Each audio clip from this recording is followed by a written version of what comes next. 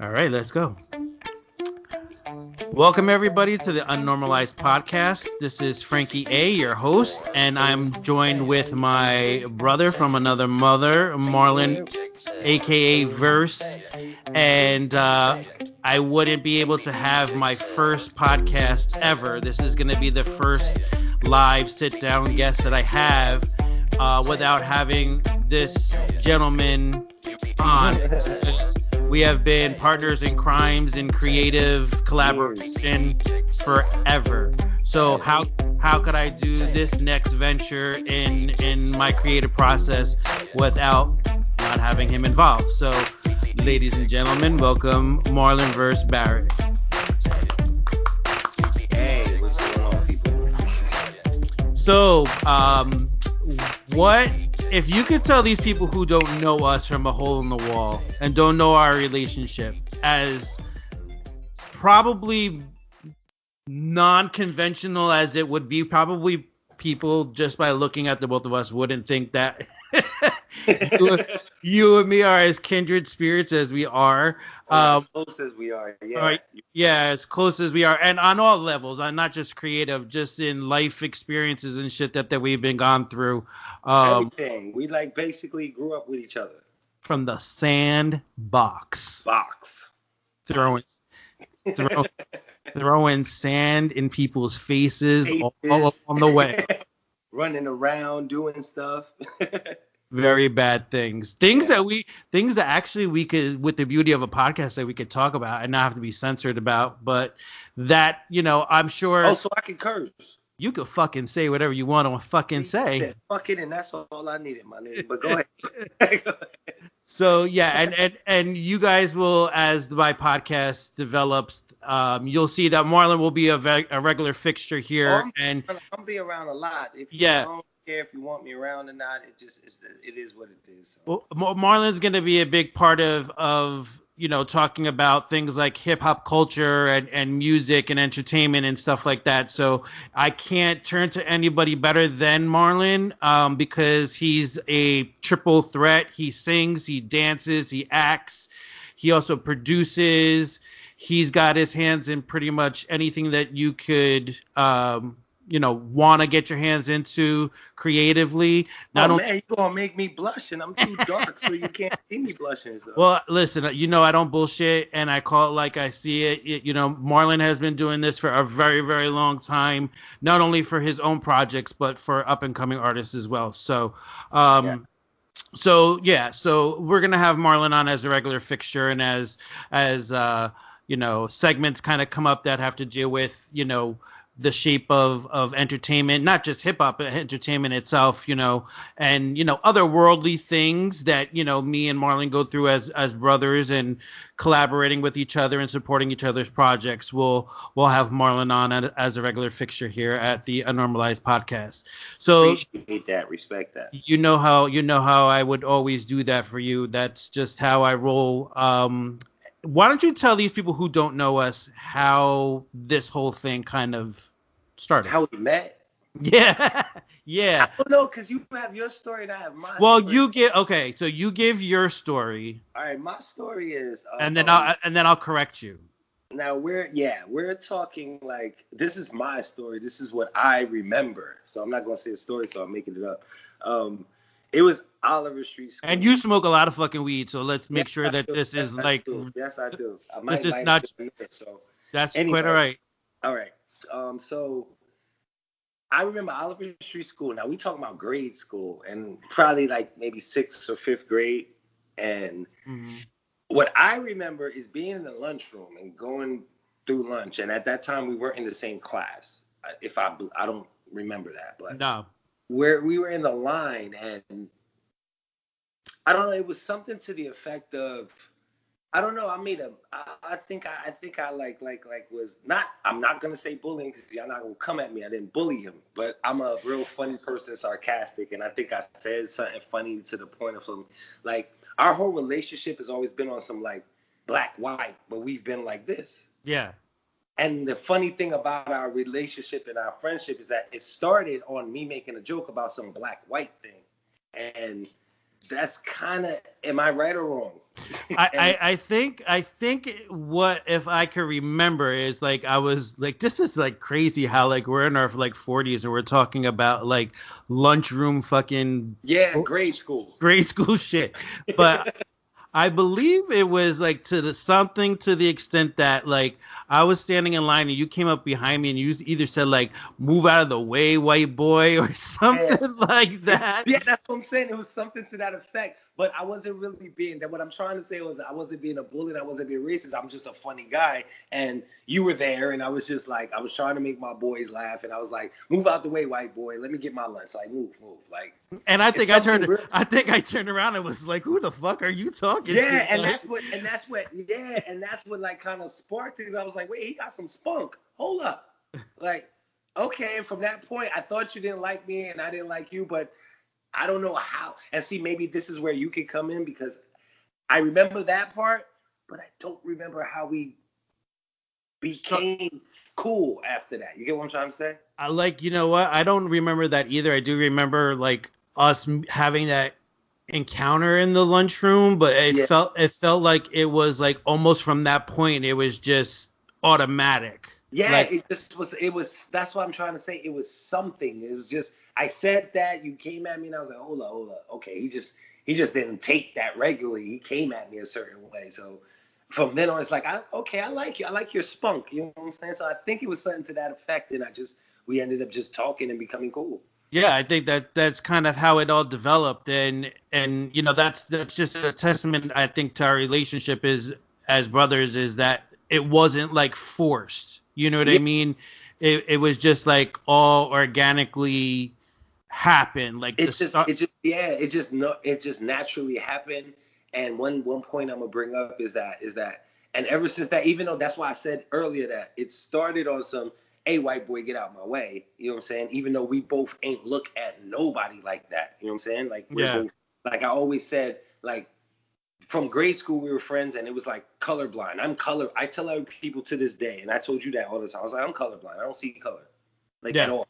Like, you know, it's just I go by vibes and the type of person that you are. So it's like when I said what I said to you, you said back what you said to me. It just naturally happened, and then after that, we were like two peas in a pod. And then currently after that, we would get the why you hanging out with that white boy, or why you hanging out with that black boy, and we can't. And it's funny because it was like what, the 80s, 90s, early 80s, late 80s, early 90s. Damn, yo. And we were still going through that. Why you hanging with that white boy, or this and this and that? And I was like, what's the problem? And it's crazy, but like what I'm trying to say is with that is that we fought through to be friends. Remember that? Yeah, exactly. I never, you know, I mean, for me, it was a unique experience because, you know, I'm a white boy from the city of Newark. So yeah. I didn't hang out with people that looked like me because I wasn't brought up with people that looked like me. My own family was the only ones that looked like me. Yeah. And I didn't want to hang out with them, you know, obviously. So, you know, being in part of an urban culture is all that I know, all that I knew. It's like I seen that in you at an early age, and it was like more like I see it, and you know, kind of like, what's that? Oh my God, I could find different movies. It could be like Star Wars, where they knew he was a Jedi. It was like I knew that. You get what I'm trying to say? Yeah. That's right, motherfucker. I was an urban Jedi, yo. Yeah, it was like I knew that was in you, like, and that's why, like, even like our first encounter, like, hold up, he's not the average white boy. That's what I got. You know what I'm saying? And I guess because I ultimately wasn't. Like from that point on, I was kind of like, it's like you were Neo and I was like Morpheus. You get what I'm saying? Exactly. It was like, okay, I see it in him. He's gravitating to this urban hip hop culture, but he can be like cast out because, all right, that's a white boy. Like this is early on in hip hop too. Like that's a white boy. But I was the one to say, nah, this is the one. Like he got it in him. You feel me? Yo, I was the motherfucking Eminem before there was even an Eminem, yo. Thank you. I was calling you Slim Shady. No, I couldn't rap, but if I could, there would be no Eminem today. And then not only that, it's like no matter what, even though I feel like I not like it's when I say Morpheus, not trying to say like I taught you what you know. it was just to the point where I knew you had it in you. And then when I would see, sometimes I was surprised. Like, even when we became cool, I didn't know you could dance like that. So I saw you dance. Neither did I. And I'm like, didn't I tell y'all this nigga, he's black. I told y'all he's black. I seen it. Y'all can't see it, but I can see it. But I think you were like instrumental, because I think all those, like, you know, dancing, for most people that don't know me, hip hop is or just dance in general is something that is part of my life, and I've done it for quite some time. And it's a, you know, some people just have natural gifts. I'm not tooting my own horn, but some people just have natural gifts, and that's something that's always come natural to me. And I don't know if I wasn't close with you or friends with you that I would have the confidence, or I would have had the confidence early on from the starting gates, to actually see that I had that talent, to be confident, to be that white boy, and maybe be that white unicorn that people weren't expecting it. Like the high school parties, like, I was proud to go in there and they'd be like, yeah, all right, whatever. And then when you dance, it's just like, wait, hold up. And I was the one like, didn't I tell y'all? Didn't I tell you, motherfuckers? I told y'all that he's black. It's like, and you know what? Like I think back, like sometimes, like I think about, like, how did that all start? And I honestly try to too. The first time that I remember feeling like I could potentially have something there is like probably before you and I even met. It was like 1985-ish, and I was in my aunt's wedding. And this is when, okay, I'm going to date myself right now, but this is when Footloose came out. And at my aunt's wedding, they played Footloose, and I got up on the dance floor. First of all, I remember not even sitting down and arguing with my parents that I didn't want to eat, that like all I wanted to do was stand on the dance floor. And then Footloose came on, and I thought I was fucking Kevin Bacon, man. Like, I was like up on the dance floor, and that was the first time that I had a crowd around me. Yo, do you know one of my favorite songs to this day? It's Footloose? Yes. I swear to God, you'll understand. I'm not hear that song. But I'm not gonna even. But back to what you were saying, that's what I'm saying, and it's like I kind of saw that in you early, because I like to claim that, you know, I am hip hop, and I used to tell people too, it's like Frank and this, I was like, no, that he is hip hop. Hip hop is not just like being black, or, you know what I'm saying? It's the culture. It's that shit was embedded in you. You feel what I'm trying to say? So, and I saw that, and it was just like real. I was proud to see you, because the first time, now you can say that, but when I said like me meeting you, and the first time I really saw that you could dance, do you remember a long time ago? You came all the way. You left from your house all the way down neck with all the, you know, the Portuguese and the Italians and everything, and you came to the hood in my house. We were young, and my mother has a picture of me and you doing the Running Man. No, I don't. I have that picture. I mean, I've been to your house so many times, like, that it's hard to just like to focus on the first time that that's a whole. But that's what I'm trying to say. The first time, my mother has a picture of it, and we're in the living room, we're doing the Running Man, and that's where I knew, like, wait, I really did like my brain told me the right thing, like, because when I was like, wait, you can do that, like, you know where it may have been, who may have been like the catalyst to us really, like, where we were saying we didn't. I was gonna say Sister Shelly. Oh, okay. Parties at Shelly's house. Big up to Shelly. Yeah. And Michelle, right? That's what I'm saying, Michelle. Okay, I see. I know it as Michelle. My bad. Because when you said, I didn't want to put her name out on blast. You know, I'm putting the name out because that's all I know, and and there was mad parties I went to there. So shout out to Michelle. I'm gonna call you Michelle. This is me. I don't care if you get mad. But that's probably, now that I'm thinking about it, that's probably where you and I first kind of like really like started like hanging out and like finding like that music kind of like was the thing that was that bonded us really too. Like it's yeah. like, oh, you can do that, and then it's like, oh, you can do that, and I'm like, okay, all right. And then And like and then from there it was just on and popping. Like I'll never forget. This is how like I knew like we were like really supposed to be in each other's life. I don't know if you remember this, but it was a bunch of us. I can't tell you who was in the room with us, but we were at your house in your living room, and everyone's like, you know how we were back in the day. We were like hiking on each other and stuff like that. And somebody said something about like white people. And your mother came out of the room. Yeah. And she was heated. And she was like, how dare you? How dare you guys talk, you know, make jokes about like white people when Frank is sitting right here. Right here, yeah. But I wasn't even like, I didn't even like, that's how you say like, we didn't see color, but like I wasn't looking at it like that. I was looking at like that's some funny shit. Like, you know what I mean? Like I wasn't even taking it offense, but she as the mother was like, that is not the way that I raised my son. So I don't want these people coming into my house and doing that to this kid. And this kid obviously has no idea like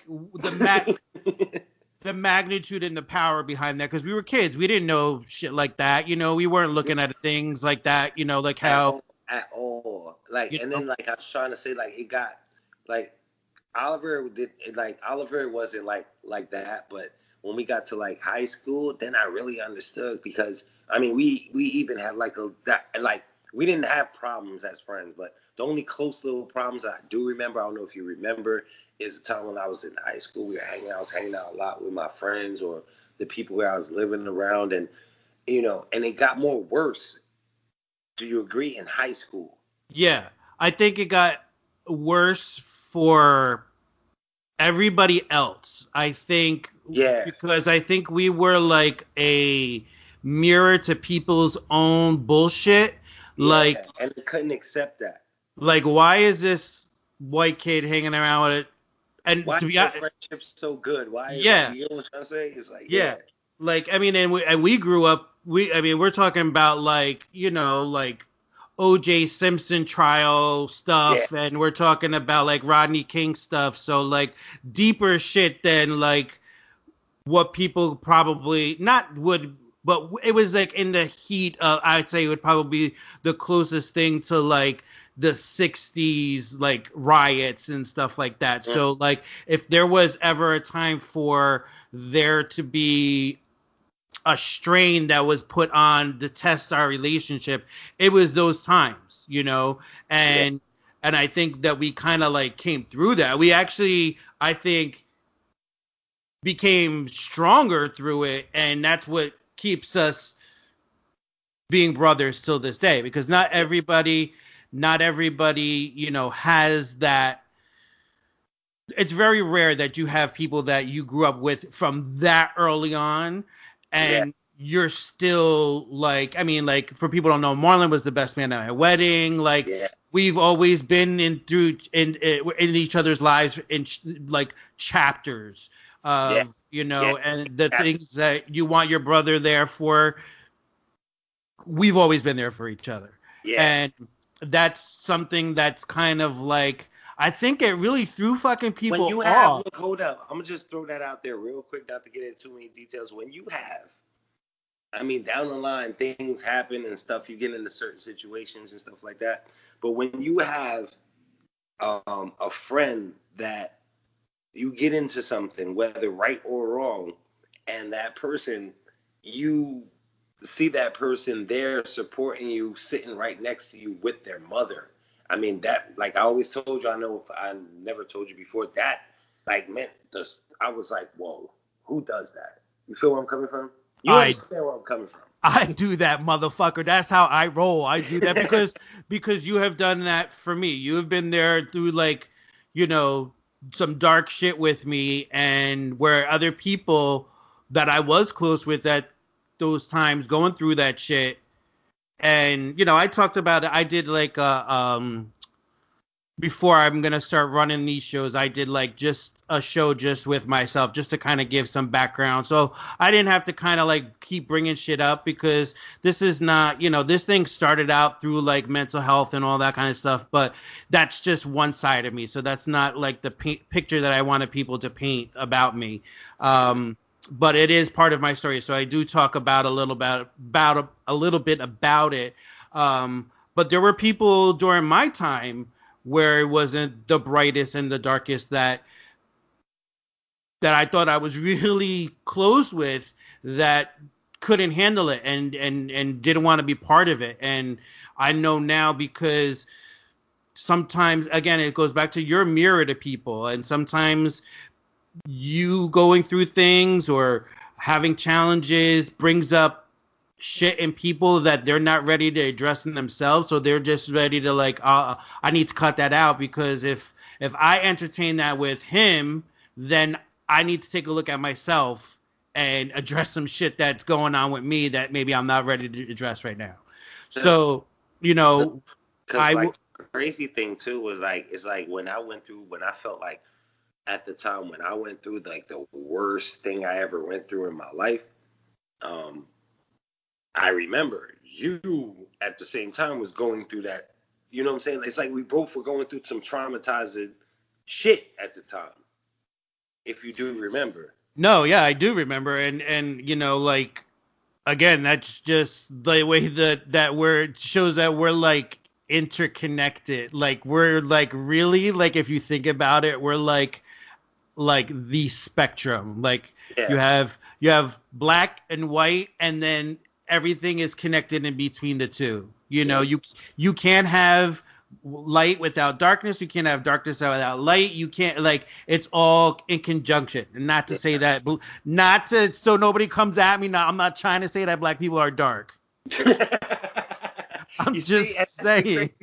Like, nowadays you gotta watch what you say. Like, everybody's so sensitive. Like, this is not the forum where I am going to do that. That's what that's the whole thing about the whole concept of this show is Unnormalized, because that is so normal now that that's expected. Yeah, and that's the thing. And then, all right, if I'm going to be like a constant guest or whatever, I'm telling you, you might get in trouble, you might get shut down, but there's certain things that I just don't like, I just don't accept. I mean, I have rational and good reason behind what I say, so it's like I kind of dare somebody to dare and come at me about what, like, I think, like, I don't know, Frank. I'm telling you, it's gonna be a problem with me. No, but listen, those are conversations that I think are missing in today's dialogue with some of these, younger cats, is that where it got lost, is that we grew up in an age where we could have a dialogue. We could even scrap and be friends the next day. And I can say what I want to say and feel how I want to feel, and just because if I say what I want to say, just because it may hurt your feelings, then I'm wrong because it hurts your feelings. But that was my real and where I'm coming from. That's exactly what I'm trying to say. That's how matter of fact, it's my opinion. It's like you have to be really careful about your opinion nowadays. Because now, like, if we was to get on, see, with me, that's why I'm saying a lot of people get mad at me, and I know, like, but it's like with me, and it's like, I'm not against, like, the gay people or anything like that. But Frank, you know me for years. I'm not homophobic, but I have my feelings about that. And I feel like I can't really, nowadays, you can't really express that because you're going to look like, hater. Homophobic, like a gay basher, but I have my certain beliefs, that's all.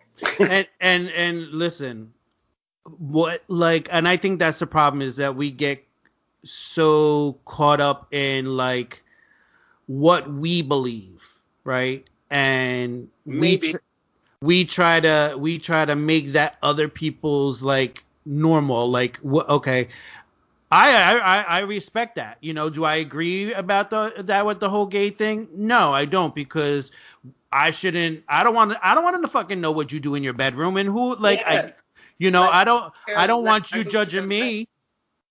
I look at everybody, and I think that's like something that I learned from having a relationship with you is that it's so easy to judge on the superficial, right? And people could have a misconceived notion about like what a relationship entails, but you're not there for the deeper stuff. So, and that's not for me to have to explain to everybody. That doesn't get everybody's attention. Now, you want to judge me on the superficial, then judge me on the superficial, but that's on you. But everybody's got their own beliefs, and it's not for me to say that you're right, you're wrong. It's for me to like what I've learned in life, like, and you know this, I been a person where like I needed you to know what like my truth was, and you needed to know my truth, and if it wasn't what you believed in, I'm gonna fight you tooth and nail.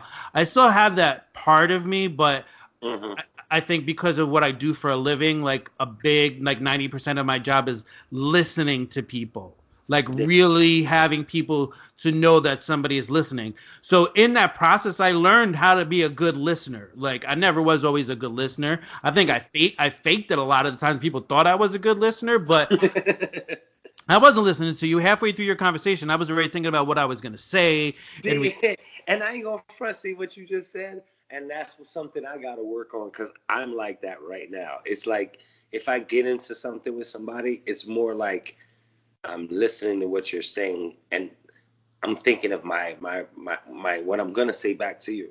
Like the rebuttal. Yeah. Well, I'm guilty of that.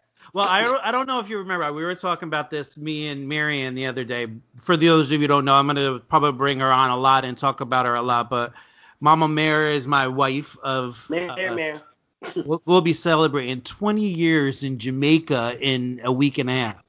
Going to Jamaica? Yeah, but who the fuck goes to Jamaica and doesn't smoke weed anymore? That's like, like that's some fuck. God, man. That's some fucked up. What you need to do is bring something back for me. Yeah, you wanna come see me in places where they. No, but I actually hear that's like, and I've been to a couple cruises. That's some fucked up shit. That's they say. I don't know if it's true. I guess I'll find out because it's the first time I've ever gone to Jamaica. That's the only fucking port in the Caribbean that they have dogs that sniff you when you come onto the ship. Oh my God. That's some hateration shit. Yes, it is. It's like you're not going to take none of this good shit back, man.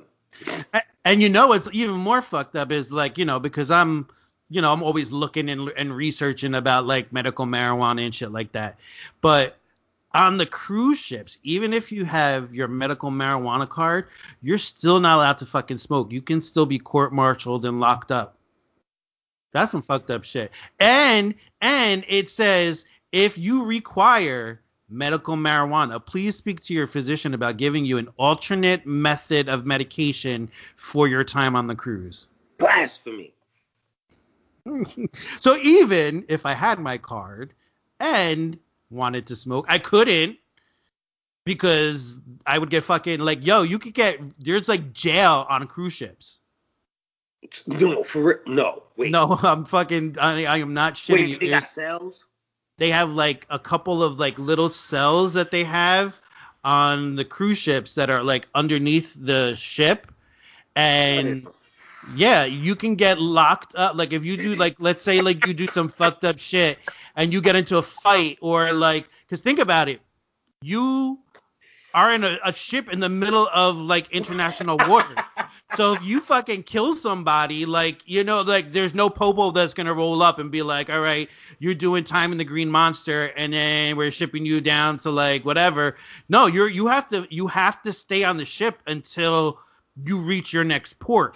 So either one or two things happen. Either they bring you to the cell underneath the ship, which it's even there for staff too. So like staff do some like fucked up shit, like get into a fight with somebody or God forbid like do some, inappropriate things to like cruise guests. They put you in the cell, or as a guest, they fucking lock you in your room and they have a officer like that sits in front of your room, and you're only allowed to come out and eat and go back into your fucking room. So it's like jail on a cruise ship. Yo, you learn something new every day. And this is the shit that you will learn on my podcast. Yo, The you learn fucking, something the new most. every day. I never do that. I never do. You get locked up.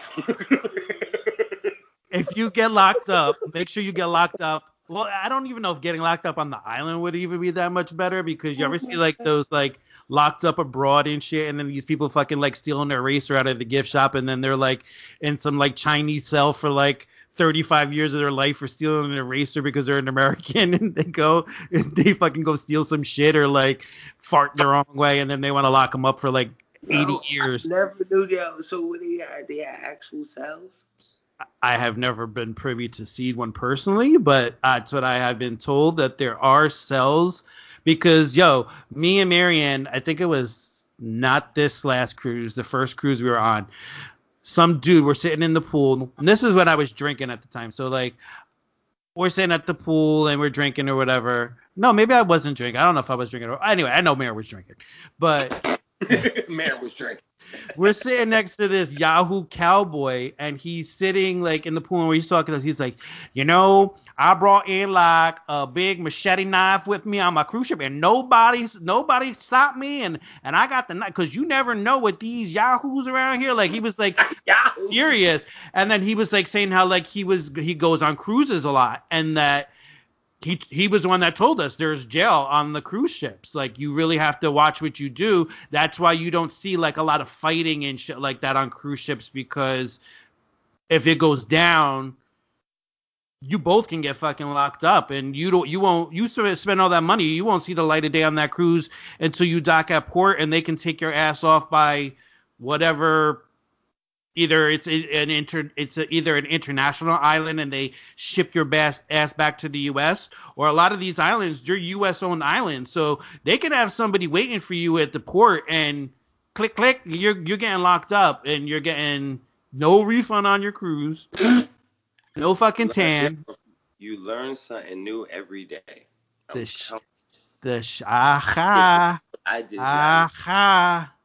So and I was planning a cruise with my girl, but I can't bring no trees. Nah. Well, listen, I wouldn't say you can't bring any. Look, I know how to. Yeah, don't worry about it. But what I would tell you is that there is, in your TV in your cabin, closed circuit TV that you can see 24/7 all around the ship. Oh man. So there's like, you can't even blaze in your room. Oh no, you can't blaze in your room. Damn. Not at all. But you get a balcony like I got, because I vape, so I need to go sit out in the balcony. Like, I mean, they have places like if you wanted to smoke like a Black and Mild or cigarettes, like they have smoking sections that are like out and about where everybody is. But if you wanted to like walk around, even like if you wanted to go get your freak on at night on the fucking Lido deck, you can do it. No, you can't, because you're on camera. There's some fucking stalker motherfucker watching you in their room on TV, like, yep. You know what? Oh man, I don't think I won't go on the cruise then, because y'all stopping all the fun. No, but it's mad fun. It's mad fun. Nah, I know it is, but damn, you just can't do. You just tell me. You just put out there the things that I would want to do, but I'm gonna get locked up. But there's a lot in between that you can do and get away with. So don't let us up. No, put it like this: I get away with smoking if I go on a cruise. It's going down. I don't care what nobody says. It has to happen. Did I smell it and see it? Yeah, of course I did. I mean, you're in the Caribbean. Okay, Frankie, what you think about this? You probably like it. And this little that Old Town whatever song with come on now. I can't. I can't neither. I won't. First of all, nobody thought Billy Ray Cyrus was cool when he was doing the fucking Achy Breaky Heart with a mullet, with a motherfucking mullet and a jean jacket and some tight high thigh, like high waisted fucking Jordache Wrangler jeans on. Now this motherfucker is gonna be cool. Why? Because his daughter has connections to maybe some of the hip hop community, and her father needs to make a fucking buck because he hasn't done anything in like mad long. So well, you said I could curse, so he knows his daughter is fucking some of the hip hop community. well, some of it. Hey, I'm just saying. Well, first of all, that's all that gets played on steady rotation at my house. Yes, I can't. it's crazy. I See, can't take it. You know what I feel nowadays, and we about to get into this hip hop, the state of hip hop right now. And you know this is my opinion, and this is my suggestion of what should happen. A lot of what goes on, they have the mumble rap. Now, Yeah. mumble rap, I really disrespect. I spit on it because, hip hop is about words. It's about, putting together thoughts, ideas. And for you to turn around and turn something that's about thought into, no, I'm just going to mumble, really upsets me. So, mumble rap and trap music and that stuff shouldn't be labeled under hip hop. It should be its own genre. Like trap music should be trap music, or that thing with Billy Ray Cyrus should be hip hop. Yeah. But I'm tired of them putting this what's not hip hop under the hip hop flag. So I'm really like I love music to death. I am hip hop, and I really don't like what hip hop is allowing right now. Well, that's it's very it's very unique because I have a 17-year-old who is very much into all that stuff. I mean, Frank too. I have a pair of twins and another boy. I have 3 boys that they're all 3 of them are 17. And that's all that they don't, and I try my hardest to allow him to have, because that's how musically growing up in my household, I was able to listen to whatever I wanted to listen to. Yeah. Everything. And so I would never say like, don't play that shit, but like, don't play that shit around me, only because you don't know, like, if it's one thing if you appreciate it where it came from and understood that and know that without the progress of the culture, there would be none of these little Nas X and little, I don't even know if I can say their names without fucking getting sued, but whatever. There wouldn't be any of these overnight ear pop candy, because now you took the hip hop culture, and the same thing Eminem was dissing in the early 2000s about like NSYNC and all that shit, how it like was like ear candy basically with no substance. Now you're turning something that had its roots in all of that. Coming from substance, coming from like a lifestyle, like now you're not acknowledging that, and you're like pissing in it to all like the people that laid the foundation for you to come in with this garbage. I don't know, I have any other word to describe it, because it really gets me upset, because when I turn on, I have Sirius XM radio, I have to listen specifically to a 90s hip hop genre station. Me too. So if you would ask me right now, what's the hottest shit playing right now, I would only guess the Lil Nas X thing, because that's what, I see on them, I'm hearing about and this and that. But I can't even tell you what's the hottest top 5, top 10, because I refuse to listen. And I'm not trying to sound like an old person, because when I do remember when hip hop started and I was listening to it, and I actually remember word for word my mother coming into me like, what are you doing? Why are you listening to that? That's not gonna last. I remember her saying that to me. That's not gonna last. And it did. It blew up. It's the most biggest thing ever. You know what I'm saying? And I'm mad now on how it's becoming. What people who take it so seriously, hip hop take it so seriously, I'll allow certain things to happen. Like, I'm so mad that they allowed a genre of hip hop to be called mumble rap. So you're just gonna mumble on the track. You're just gonna not say anything that makes sense. You're not even gonna rhyme the words, and it's okay. So what you're doing is really dumbing down the generation because you're not saying anything. You're not teaching nobody nothing. You're not giving a story. You're just, I'm going to give you this hot beat. I'm going to say whatever, and you're going to like it. It was like the other day, me and your Neff were sitting at the table, and because he always, he thinks he's like pure hip hop culture, and I'm just like, nah, bro, you wear skinny jeans, you look like Justin Bieber. That's just not. And the thing right there, not to cut you off, but that's the thing right there. They have them believing that's hip hop, and it's not. I won tickets last summer to go see. It was G-Eazy. And I'm okay with G-Eazy. Do I think, whatever, any white boy that kind of comes up and has some type of skill, I'm going to give a little bit of credit towards, because well,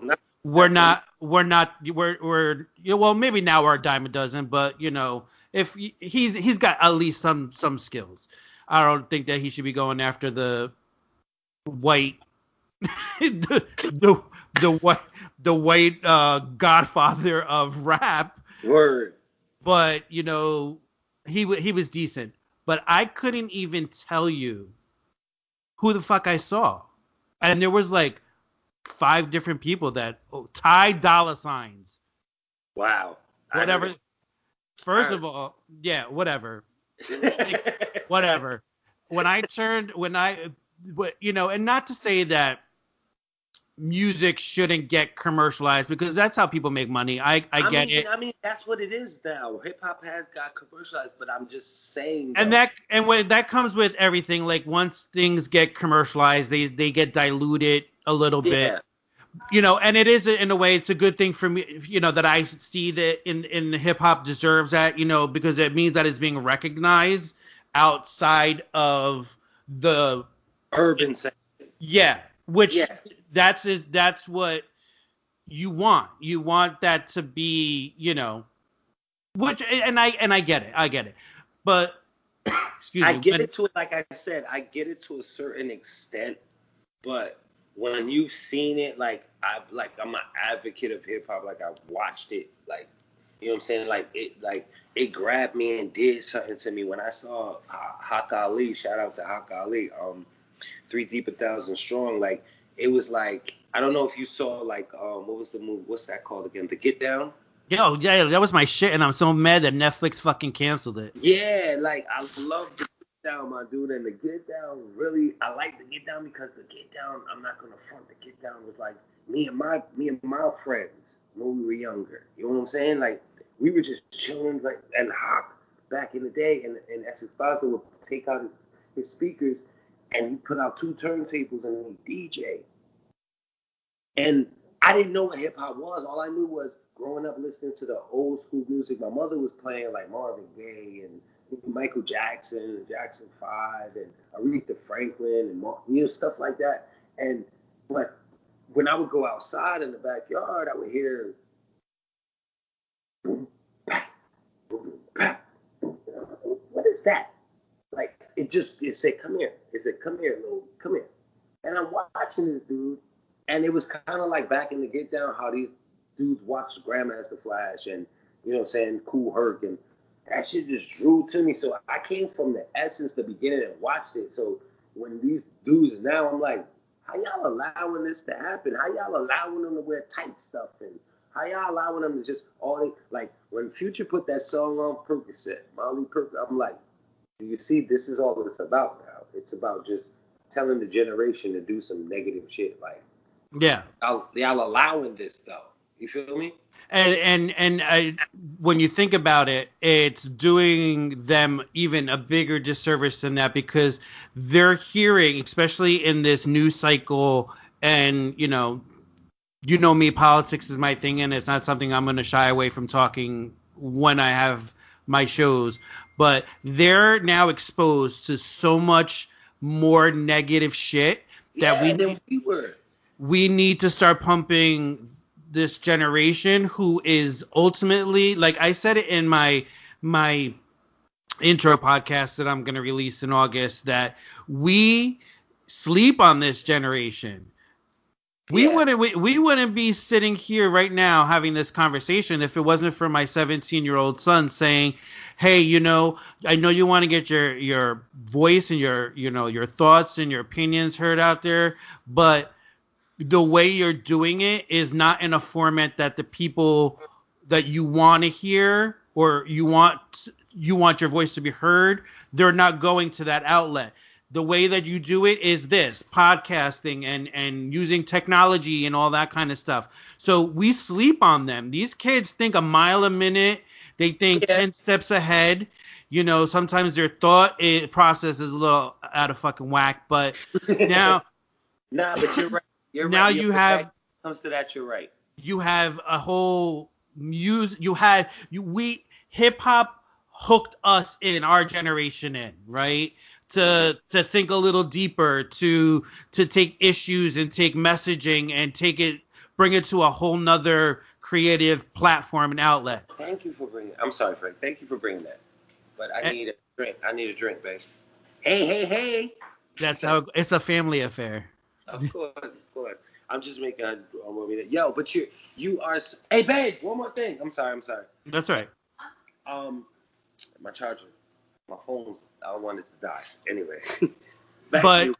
But no, like that. Me and the youngster had a conversation about like lyrical, like lyricists, not even production quality, anything like that. No. That's what. And you said it right on the button. Sorry for keep cutting you off, but I get excited about this. No, I want you to get excited. You're right. It's like you said not production, meaning like, because that's what they're doing now, Frank. That's what it's all about, the beat now. Because they're not saying anything to them. They're not teaching them nothing. I mean, I don't want it to be a preachy thing all the time, but there's ways you can do it, because in the 90s, that was happening. Like, we was jamming, dancing, and everything, and there still was a little message. Yeah, exactly. And I think that look at the messaging that was being put out back then, and there has not. Yeah, and thank you. That's why I'm going to be a regular on this show, because everything you say, I'm just going to follow up, because we had self-destruction. You headed for self-destruction. We had Public Enemy. We had X-Clan, and they were always talking about just peace and prosperity. But go ahead, my bad. I'm not. No. What I was saying is, like, if we have the production quality has improved, excuse me, why wouldn't we want to take the messaging part of it, the lyrical content behind it, and put it together with what they're producing out there to make the genre of hip hop like now stepped up to a different level? You're like you say, you're dumbing it down. It's bad dumbed down. Because you're afraid, and part of me wants to say you're afraid because you want to commercialize the genre, but you're afraid that the people who buy the records, which is young white kids from suburban areas, will say the truth, Frank. You'll say the truth. Will hear a message that maybe that they don't really have any fucking context to put it into, because they don't live that life. It's easy to walk around and mumble rap and say it's culture and it's lifestyle when you don't even there's nothing behind it. Like, don't get me wrong, like there is some stuff that I will tolerate. Like no, Frank, you gotta understand something. I do DJ. I do specialize in when people hire me, I do specialize in the 90s, and and another thing, I don't like calling it old school. I like calling it classic hip hop, because another thing I want to say about that is hip hop is the only genre of music that they have old school on it. You know what I'm saying? There's classic rock. You know what I'm saying? Yeah. Like, things like that. So I don't like that. See, right then and there, that's another thing I wanted to say. Right then and there, whoever came up with the term old school already is putting a negative thought on you listening to that music because the first word is what? Old. Old. I like to say, outdated, played out, phasing out. thank you. So I'd rather call it classic hip hop. A lot of people don't like you. What did I call my karaoke thing? Urban classic karaoke. Yep. I don't like to use the term old school. So that's just one thing I have to throw in there. But yeah, so like, you know, I kind of want to get into some of the stuff that you got coming up so we can, you know, wrap this thing up. But Yeah. I have a segment that I'm going to be doing called CD9, which CD9 means like for these young cats, like there's an adult in the room. That's like their code. So that's going to be like the segment I'm going to have like some of the younger generation on that maybe I can bring you in and we can have some of these conversations about, you know, maybe we can, we can get their perspective. They can hear from our perspective. And you know, it should be interesting just to bring them into the conversation, just to see where their headspace is. But before I let you go, Marlon, I want to give you an opportunity to tell people what you got coming up and some of the things you may have been doing in the last year that, you know, that I know that you're doing, but I want you to get out there and so when we get this thing going and getting people drawn into it, that they know what Marlon Verse is about and you know, just let them know what some stuff that you got going on. Well, recently I have been like not doing too much, but I have some things planned. Like I have some low key stuff planned, which is the annual block party I do on my block in my neighborhood. So annually do that. That's on August 3rd. Me and Henry, you remember Henry, right? Yeah. Do I remember Henry? Yeah. Me and Henry we're teaming up and right now collaborating and putting it together. Probably start filming in August. It's gonna be like a comedy team YouTube channel thing. It's still in the works, so you know, basically doing that. And I do have some artists I'm working with and on production and everything. Basically type being their manager, but I don't want to take that title as manager, but I just like basically helping them and showing them and guiding them. And that's pretty much it right now. But there's some more things coming in. Recently done some independent films, trying to get in some more. So tell them about the last film you were in. Oh, the last film I was in was called To Touch. That was last August too. It came out, did real good. It was in the Independent Music Film Festival and won an award actually too. And the guy is Saladin Nork. I like to shout him out because that's the second film I was in. The one before that was A Piece of the Action. So I'm basically now just on my little acting kick, and you know I'm looking for another one to be in and just things like that. So I'm coming up. It's a little grind, but I'll be back in the spotlight again like I was. I don't think you've ever fell out of the spotlight, but that's just my opinion, and I'm, you know, a little biased, but, you know, I always think of my brother, like, as the probably most creative person that I know that is not under, you know, the bright lights, big city type of stuff. You're always doing something, no matter what it is, to what you're getting out of it, to keep the creative juices going, and that just shows that you're an artist on all kinds of levels and from all perspectives. So, but I am thankful that you would kind of sit down and just talk to me and shoot the shit. You know, I just want to, you know, I couldn't start this thing out without not having you on as like my first sit down guest. So, what I always told you since the sandbox, bro. Anything you need me for, anything you want, even if I have to come out and bang some couple of heads for you, I'm always there as long as you call me, bro. I make that promise back in Oliver. Yep.